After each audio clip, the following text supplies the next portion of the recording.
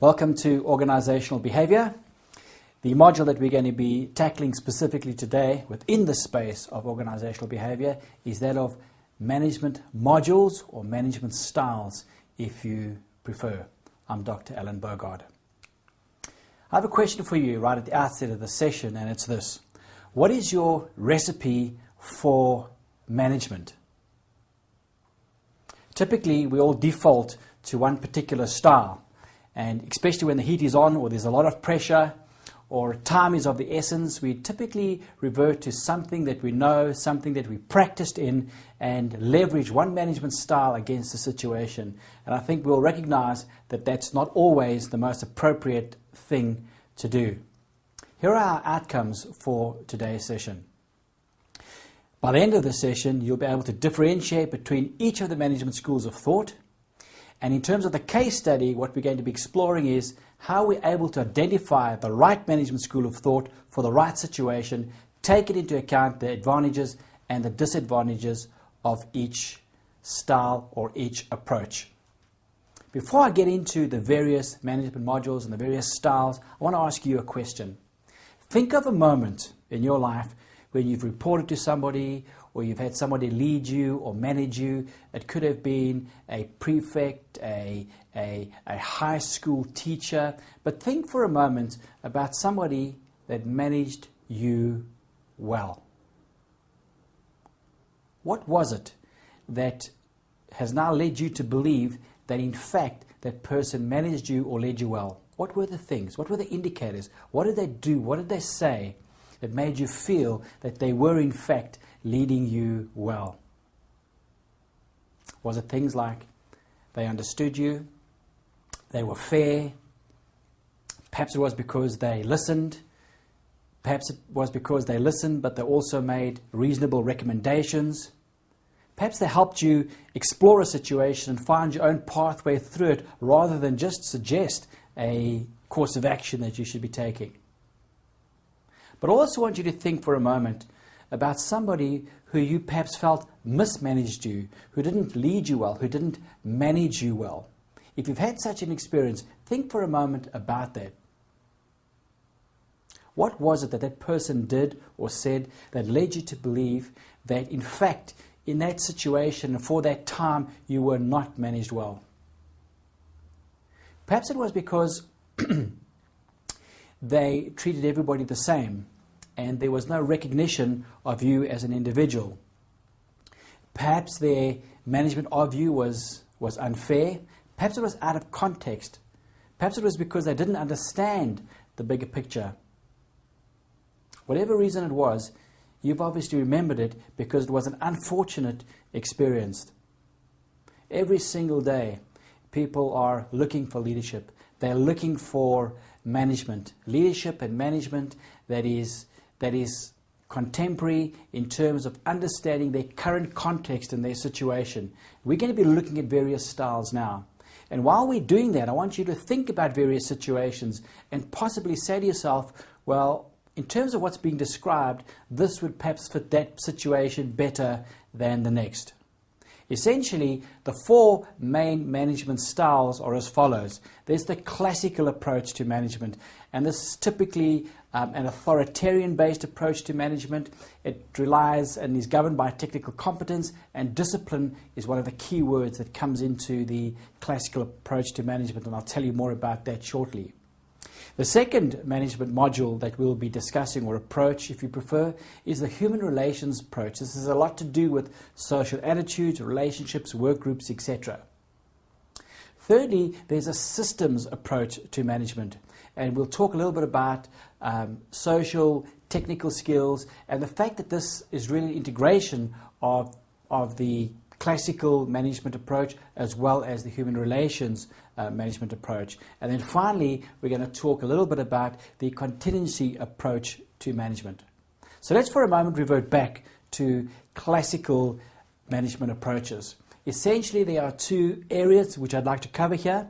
The first being scientific and the second being administrative management. Scientific management was essentially fathered by Frederick W. Taylor. This is essentially the application of scientific methods to increase an individual worker's productivity. So what is scientific management exactly? Well, essentially, it's an empirical examination of past management experiences. So typically, a manager or a leader who wants to use this classical approach called system management, scientific management in terms of leading others, would really consider past experiences of people.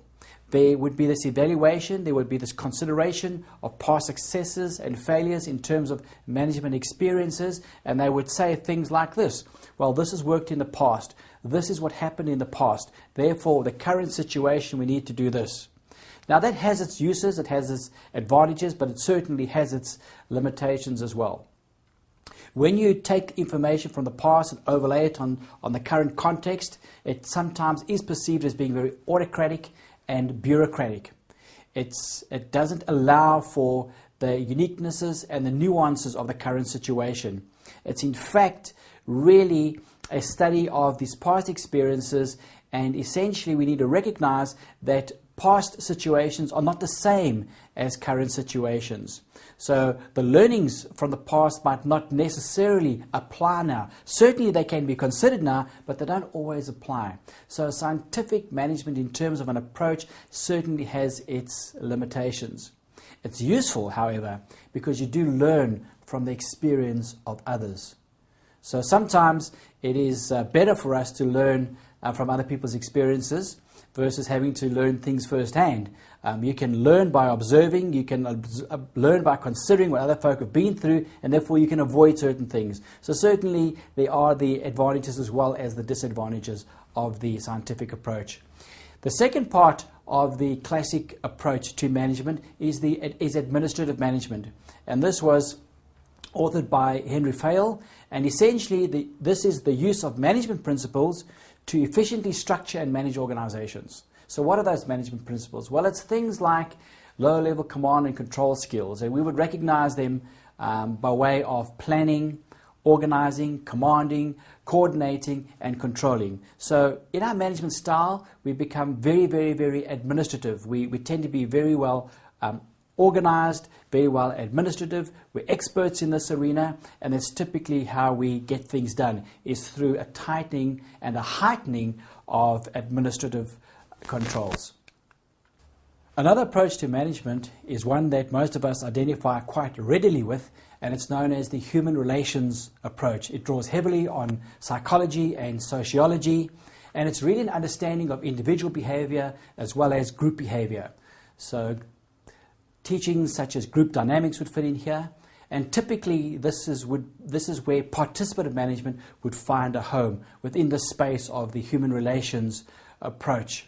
It has its limitations, let me say that right up front, because somehow in the human relations approach we tend often to see management as equivalent to human relations. And the truth is they're not. Management and human relations is not the same.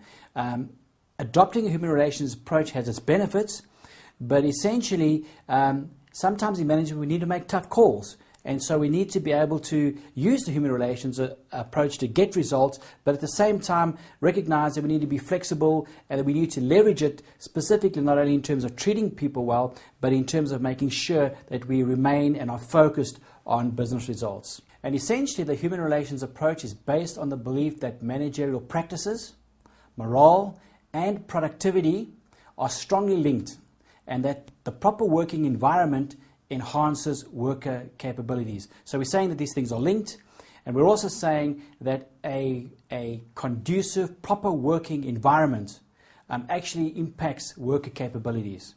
So that's really what's at the heart of the human relations approach. And the human relations approach was something that was penned by Alton Mayo and Abraham Maslow. And thirdly, we have the systems approach. The fact is this systems approach to management can get complicated, can be expensive. It's essentially a combination of the classical approach as well as the human relations approach. Some pointers that would define and explain the systems approach with quite succinctly would be the following. The systems approach is essentially a recognition that the whole is greater than the sum of the parts. So in terms of managing people, in terms of leading people, we pull both from classical, we pull both from human relations, recognizing the interdependencies and the connectedness of environment and people. The systems approach recognizes that the parts or subsystems are related to each other and to the whole. Emphasis is on close working relationships between the organization and the supporting environment. It also, as a systems approach, it also examines the predicted patterns of effectiveness. And the systems approach was something that was Chester Barnard originally came up with. And then finally, we have the contingency approach. This approach takes the internal environment as well as the external environment into consideration. It's an approach to management that goes beyond the traditional theory X and Y, and it's really related to the fact that when determining or deciding on employing a particular management style in a situation, you in fact would take the nature of the task and the nature of the person into consideration. So it's not just looking at the task, it's not just looking at the person. It's saying what needs to be achieved, who needs to achieve it, and then leveraging a management style that would facilitate success in that regard. So emphasis in the contingency approach is that there is no one best way to manage people. Different situations require managers to make decisions about managerial methods and approaches.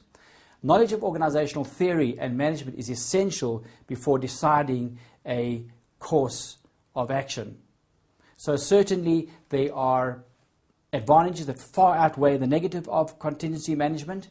I think the contingency approach in terms of some of the negatives is that you need to think. You need to take time to actually consider the person, to consider the task in a little more detail. And then once you're clear about that, then say, well, what management style is actually going to be the best use of time, the best use of resources, the best use of energy as we seek to gain the results that we desire to get. Thank you.